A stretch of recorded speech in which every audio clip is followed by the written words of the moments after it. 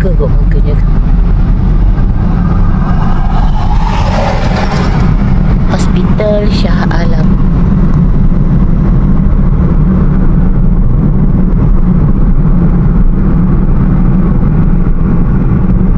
Left onto Percheron Lestari.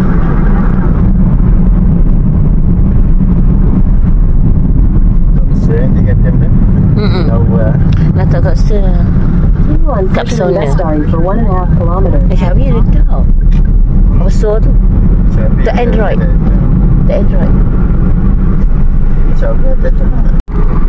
ICT. Sunyinya waktu subuh di Shah Alam. Belum azan Right onto Jalan Crystal 5:47 minit. Then Itu turn left masjid onto section Jalan 7. Crystal 7 So kalau 778. menginap di Shah Alam ni, inilah pilihan masjid. Kat Left sini onto ada Jalan Crystal jemaah 7 muslimah. 770 G. Kalau Then pergi turn dekat left. surau subuh-subuh ni, jarang ada muslimah.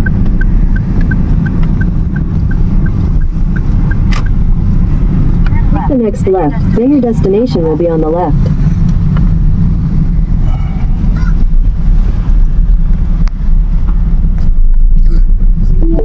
Cantik kan masjid. Jom. Your destination is on the Alhamdulillah. left.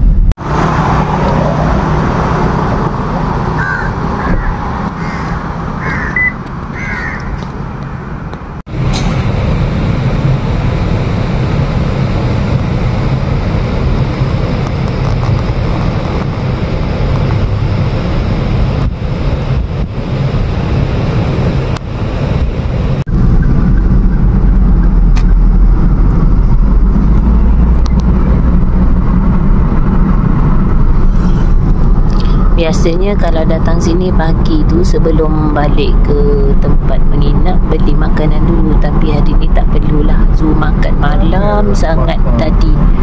Kenyang lagi rasanya pagi ni. Turn left onto Percheron Permai.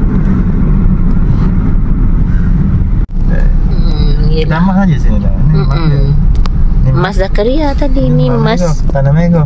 Seri Tanah Merah. Kelantan. Iya ke? 7 pagi. Sepi lagi kawasan ni. Kedamah. Kita tengok kedamah. Holistik.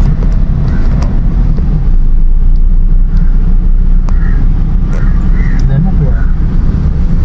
Ni tengok. Jeka. Okay.